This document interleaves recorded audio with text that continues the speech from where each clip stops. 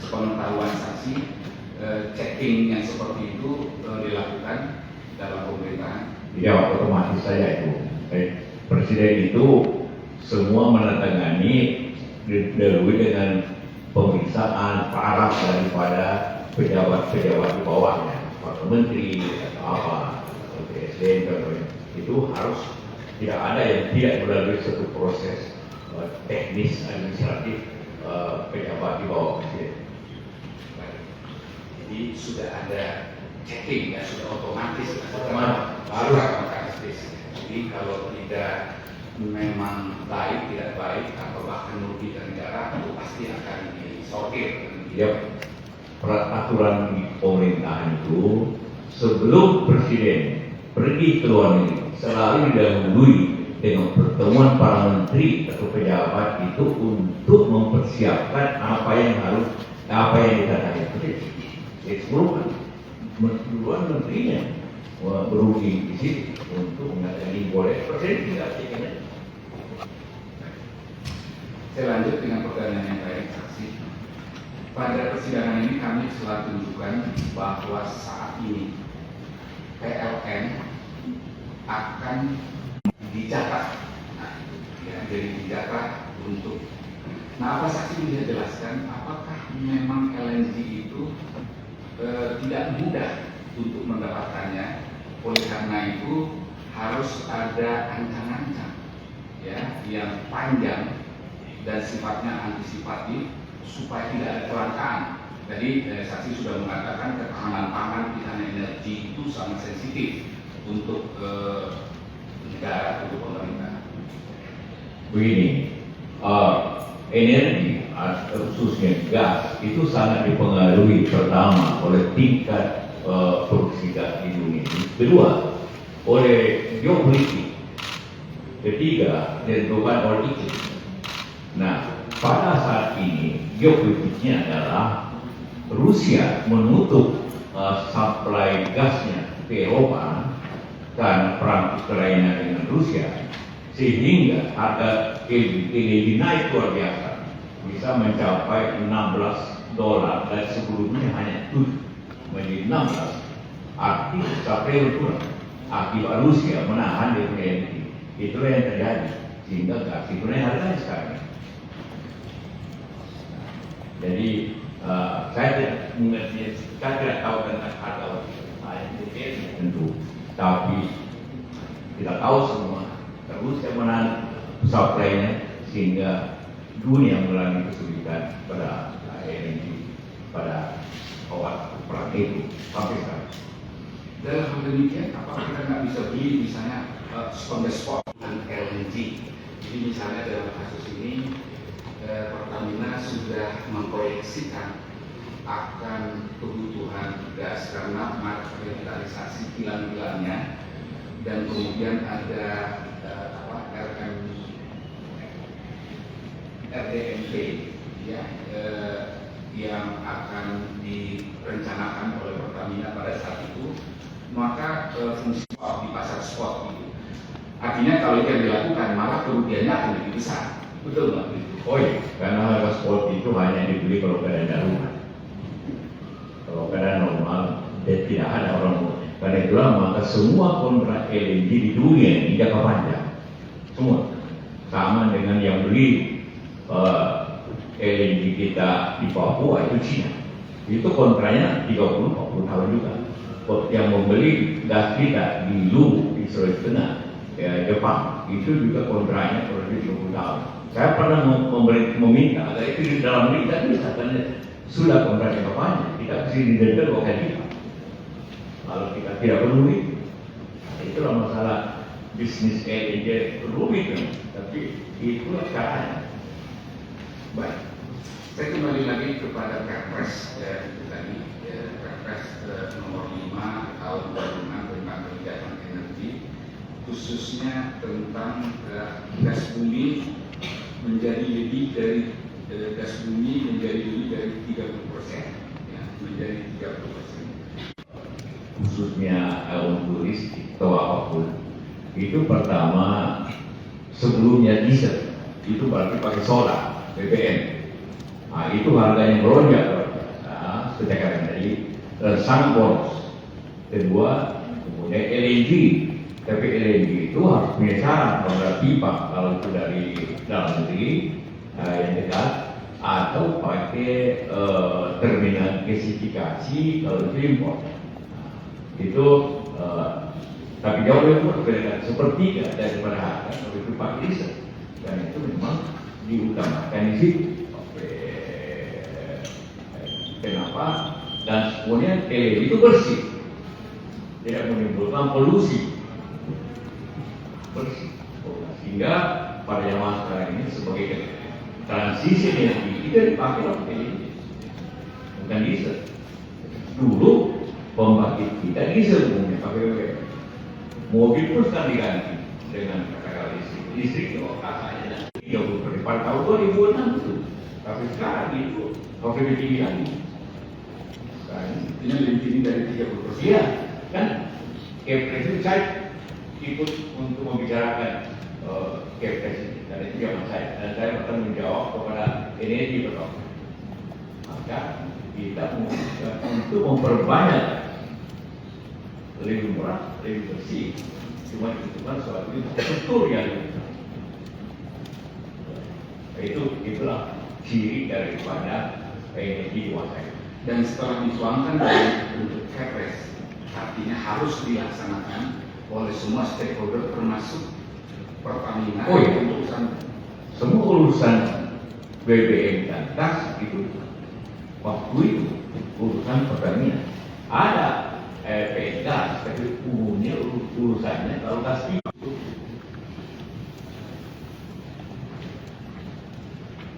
dari sementara itu. Lalu kepada tim dari jaksa, kami silakan ada pertanyaan. Kita coba yang boleh di suratnya saksi siap. Baik. Tadi saksi sudah menjelaskan tentang lebar mengenai ketahanan energi. Baik.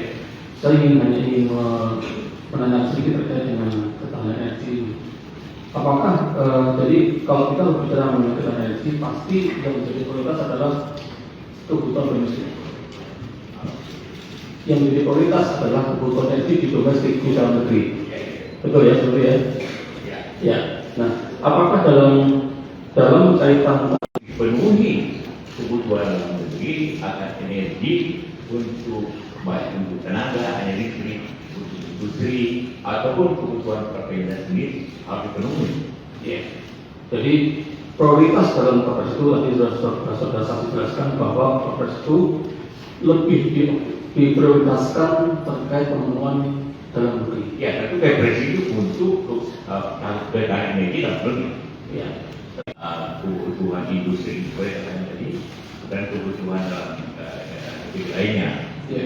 Nah, kalau urusannya BBM dan gas itu urusan Pertamina. Pertamina. Baik, nah, dalam pelaksanaannya, apakah Pertamina berdiri sendiri, apakah masih ada keterkaitan dengan Yang pelaksanaan teknisnya dilakukan oleh Pertamina. ya? Artinya ketika Pertamina sudah melakukan kegiatan pengadaan ini melibatkan stakeholder tersebut, begitu ya, secara saksi ya. Di atas Pertamina tentu ada Menteri BUMN, Ya. tetapi Pertamina melaksanakan sesuai dengan apa yang telah diputuskan oleh pemerintah, yaitu memenuhi kebutuhan energi nasional. Oke, baik. Baik, mungkin jelas ada catatan yang lain. Mulia, si Pak JK. Saya tadi menarik ketika saksi menyampaikan karena adanya perpres ini, maka Pertamina apapun caranya itu harus bisa mendapatkan pasokan, mengamankan dua pasokan ketahanan pangan untuk pangan atau Pertamina untuk energi. Apapun caranya ini, apa maknanya dari kebijakan untuk mengamankan tadi pengamanan energi? Caranya pertama mengutamakan produksi dalam negeri. Tapi apabila tidak mencukupi, maka boleh impor. Nah, tadi apakah Perpres ini menjadi cek kosong bagi Pertamina untuk mendapatkan pasokan gas, misalkan apakah juga Perpres ini yang memberikan penugasan kepada Pertamina ini juga harus bagi Pertamina punya kewajiban melaksanakan pengadaan itu sesuai dengan aturan, terus tidak ada misalkan upaya untuk mengambil keuntungan secara pribadi dari pribadi-pribadi mengambil kebijakan itu, apakah dalam Perpres tadi juga terkandung pengadaan sesuai dengan aturan, kemudian juga ada kewajiban bagi pelaksananya untuk tidak mengambil keuntungan. Kebijakan harus dipenuhi di atas 30%, harus kurang daripada 20% BBM. Itu kebijaksanaan teknisnya oleh instansi yang bertanggung jawab akan itu antara lain adalah Pertamina. Pertanyaan saya tadi belum dijawab Pak. Jadi apakah Pertamina sebagai pelaksana itu ketika melaksanakan Begini, dia di lembaga bisnis, perusahaan bisnis yang mempunyai kriteria tersendiri bisnis. Bukan karena tidak memakai APBN langsung, jadi tidak berlaku katakanlah aturan pembelian sesuai dengan peraturan pemerintah. Tidak, karena dia bisnis. tetapi tetap sesuai dengan peraturan Dalam aturan, yang tentu aturan sesuai pemerintah, bukan aturan untuk kementerian. Ya. Berbeda kalau yang beli itu gubernur atau apa dengan terkait tadi kebutuhan tadi saksi menerangkan bahwa diutamakan dahulu suplai dari dalam negeri, apabila kurang kemudian dilakukan dari pengadaan dari luar negeri ataupun dari impor. Ya. Untuk dapat kemudian Pertamina melakukan tindakan kooperasi baik dari dalam negeri maupun luar negeri, apakah Pertamina biasa menentukan sendiri tindakannya atau dalam Perpres ini diatur siapa yang menjadi koordinator dari pelaksanaan dari Perpres 6 tahun 2006? Sekali lagi, pemerintah presiden hanya mengatur teknisnya oleh Pertamina. Jadi presiden tidak sampai bahwa berbicara begini, begini. Tadi terkait dengan tadi yang disampaikan oleh saksi bahwa Pertamina tidak sendiri, pasti ada kementerian yang lain, Kementerian SDM sebagai stakeholder energi yang melaksanakan kebijakan energi, Pertamina BUMN ada kementerian BUMN. Pertanyaannya apakah Pertamina akan menunggu dari tindakan misalnya perintah dari Kementerian BUMN ataupun penyampai dari Kementerian SDM, ataukah Pertamina langsung bisa bertindak sendiri? Pertamina itu dalam hal urusannya itu bisa. Tapi terkait dengan kebijakan energi ini Pak, yang ditanya dalam persidangannya, kebijakan energi untuk melaksanakan Perpres ini, apakah Pertamina langsung bisa bergerak sendiri ataukah menunggu dari misalkan penugasan dari Kementerian BUMN dan misalkan untuk volume dan sebagainya menunggu dari Kementerian SDM? Setahu saya dalam bentuk Kepres ini selalu dibikin oleh di Redki, tentunya yang membuat ini atau kayak kalau itu tim dari SDM. Jadi ini adalah suatu keputusan bersama. Kemudian tentang teknisnya sekali lagi, apakah beli di mana, gimana itu tidak diatur oleh instansi lain, hanya oleh Pertamina sebagai lembaga atau sebagai organisasi bisnis yang berhak untuk itu. Kalau di dalam Perpres ini pasal 4 disebutkan Menteri Energi dan Sumber Energi. Perpres ini susun bersama dengan kebijakannya sekali lagi, kebijakannya. Terima kasih Pak JK.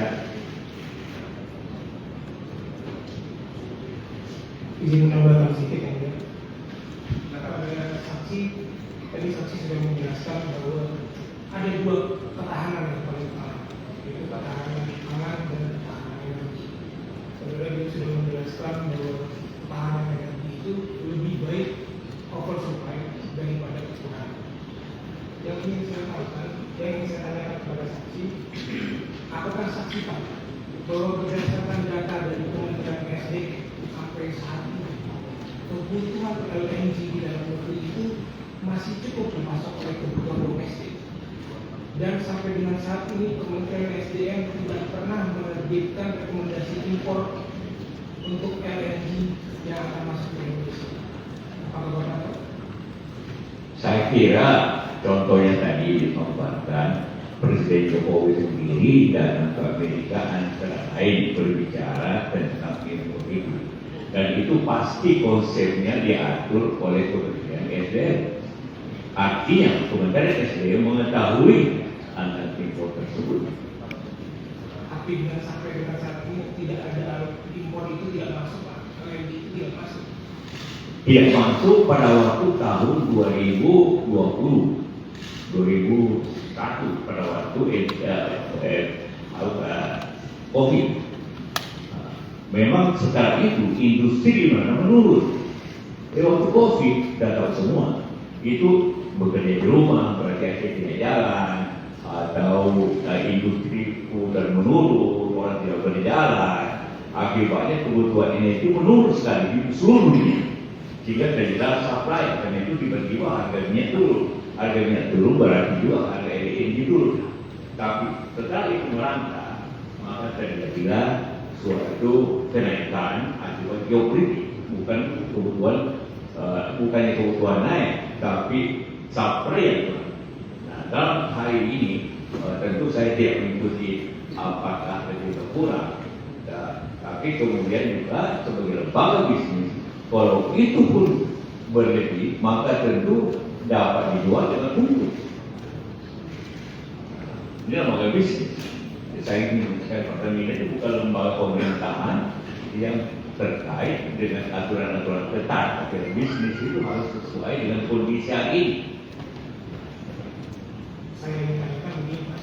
Karena pada awal Pertamina itu bermaksud mengimpor LNG dari Amerika dan Indonesia itu untuk memenuhi kebutuhan domestik, antara lain untuk kebutuhan PLN dan juga untuk kebutuhan FSRU yang berikutnya.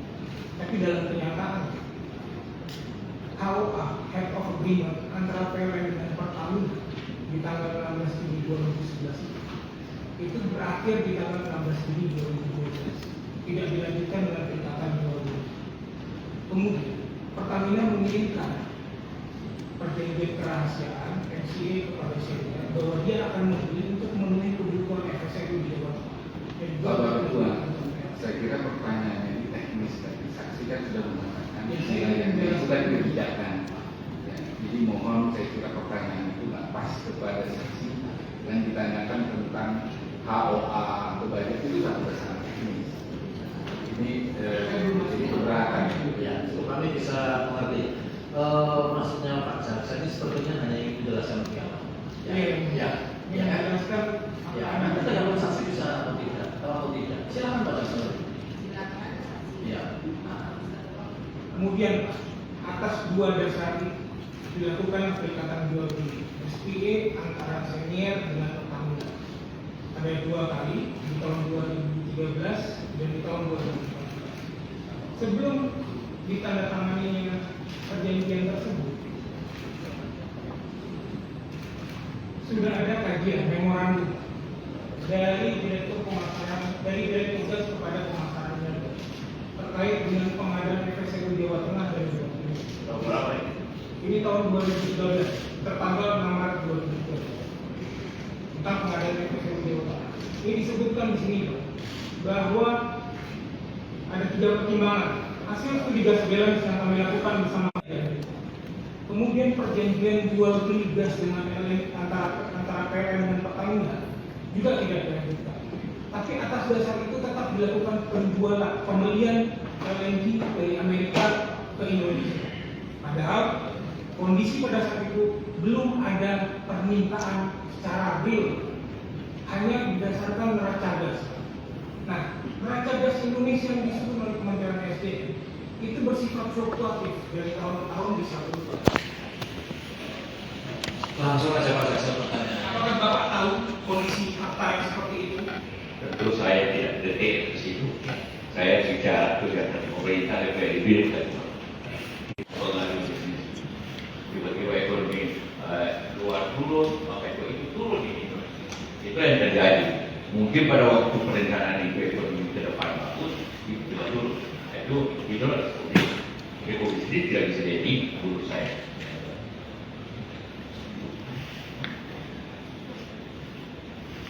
Cukup Dari kami cukup. cukup. Cukup.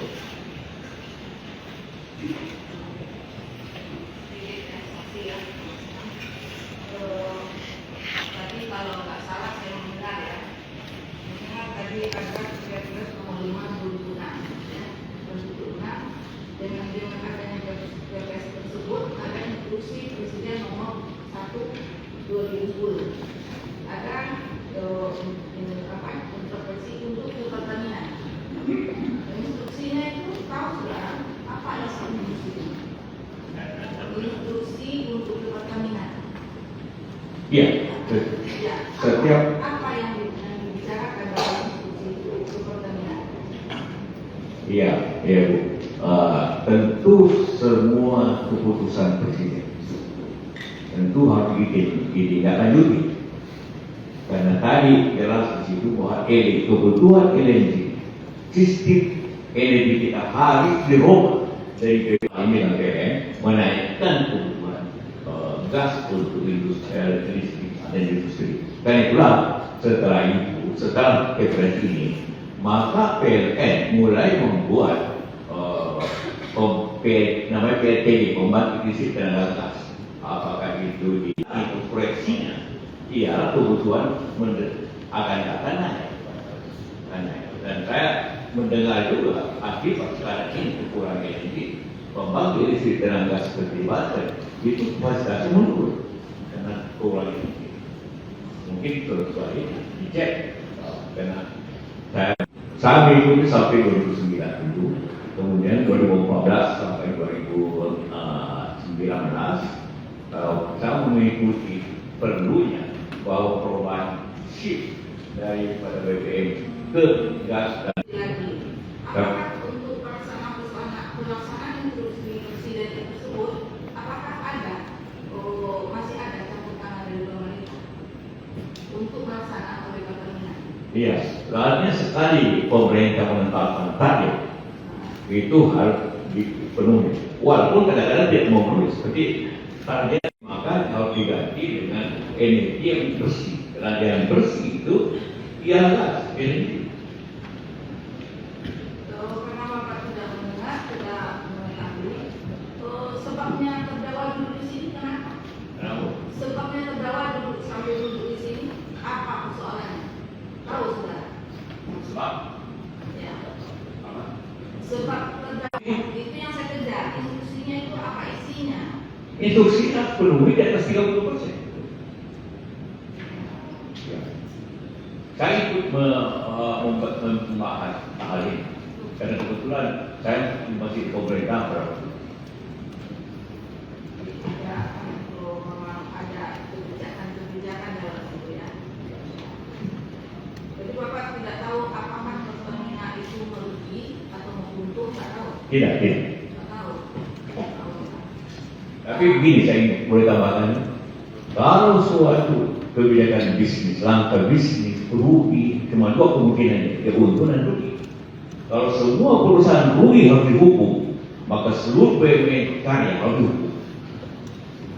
Ini bahayanya. Kalau suatu perusahaan rugi harus dihukum, maka semua perusahaan akan rugi. Dan itu akan menghancurkan. Tidak ada tepuk tangan di sini ya, karena di sini bukan menonton ya, kita mendengar fakta di sini ya. Tolong jangan bertepuk tangan di sini. Kalau memang benar keterangan saksi ini dipahami aja masing-masing. Ya, jangan ngomong kami ya. Nggak perlu bertepuk tangan. Lanjut. Ya, tadi saya katakan bahwa ini adalah sebuah kebijakan yang juga dipengaruhi oleh masalah di luar, masalah COVID contohnya. Siapapun di Pertamina, siapapun di perusahaan karya, siapa pasti rugi pada waktu itu. Karena tiba-tiba AC dipadamkan, tidak kerja, orang tidak ke mall, orang tidak industri tutup, pasti ada turun, pasti rugi. Kalau Biro Pertamina digugur karena itu, saya kira kita bertindak terlalu apa itu, penganiayaan. Itu yang saya ingin sampaikan, karena ini bahaya, tidak ada nanti orang mau bekerja lagi di perusahaan negara kalau begini masalah. Kalau rugi 2 tahun langsung itu sangat berbahaya, dan tidak ada lagi orang berani berinovasi. Jadi menurut Bapak sesuai dengan pertanyaan dari DPR tadi, apakah pengadaan dari PNJ ini tidak sama dengan pengadaan yang diadakan pemerintah? Ya berbeda. Apa bedanya? Kalau kementerian atau Pemda membeli harus tender diikuti oleh 3 orang, dan itu harus proses lainnya, ada pengajuan, itu panjang, itu terbentuklah kira-kira beberapa itu. Tapi kalau BUMN, pengusaha, negosiasi, langsung negosiasi kalau menawar, itu bedanya. Bisa betul langsung, tahu mana harga efisiennya, menguntungkan negara. Karena harganya 3,5, itu sangat murah dibanding dengan harga dewasa ini. Harga dewasa ini hampir $9 per EBTT, dibelinya 3, ditambahkan itu transportnya dan gas masih utuh dibanding dengan apabila dihitung jangka panjang. Apa saksi tahu bahwa perjanjian ini berlaku 10 tahun? Ya, seperti saya katakan tadi, semua kontrak LNG di mana tuh selalu jangka panjang. Karena orang baru berani bikin terminal atau bikin pengolahan LNG kalau ada pembelinya. Nah, karena itu harus jangka panjang. Seperti yang kita lakukan di Sarulangi di Papua, itu 30 tahun, 40 tahun nanti di Sulawesi, di Luwu itu 30 tahun sesuai juga dengan Jepang. Selalu dapat banyak. Apakah instruksi yang saudara bilang sebutkan tadi? SPA yang perjanjian jual beli dari Apa saya tahu itu sudah direvisi oleh Dirut berikutnya. Jadi artinya sampai sekarang masih berlaku yang telah direvisi oleh direksi berikutnya. direvisi atau tidak berlaku lagi yang lama? Yang perlu direvisi artinya tidak berlaku untuk poin-poinnya. Prinsipnya tetap, tapi sistemnya sudah dirubah oleh berikut. Jadi pasti nanti sistem pembayarannya, sistem pembeliannya bukan lagi perjanjian ditandatangani oleh ibu Karen sebelumnya, itu mesti begitu. Itu saksi tahu ya? Tahu saksi perjanjian 2015 itu tahu? Tak tahu, Tahu. dan membaca dari media dan juga informasi lain. Jadi yang sudah tahu yang 2015 itu siapa? Direkturnya, gantinya? Dwi Sucipto. Dwi Sucipto. Sampai sekarang masih direktur. Dia ketua SKK Migas. SKK Migas. Sekarang bukan dia lagi. Ya masih di hubungan minyak. Ya. Terakhir pertanyaan saya saksi ya. Dengan yang berlakunya instruksi presiden, apakah tidak diperlakukan lagi undang-undang PT perusahaan Pertamina? Peraturan PT pada perusahaan Pertamina tidak berlaku lagi, tidak perlu lagi RPS-nya. Artinya pemerintah punya kebijakan. Instruksi presiden, Ya. apakah tidak diperlakukan lagi RPS dalam perusahaan Pertamina? Tidak semua tindak LPS itu sekali tahun. LPS itu hanya sekali setahun untuk mengevaluasi kinerja daripada perusahaan. Ya. Kalau untuk tindakan-tindakan tertentu cukup persetujuan komisaris. Oh. Ya. Dia butuhkan UPS. Hanya butuh suatu direksi secara total dan juga komisaris. Kalau hal itu nilainya sesuai dengan aturan. Kalau hanya biasa-biasa tidak semua komisaris itu cukup direksi.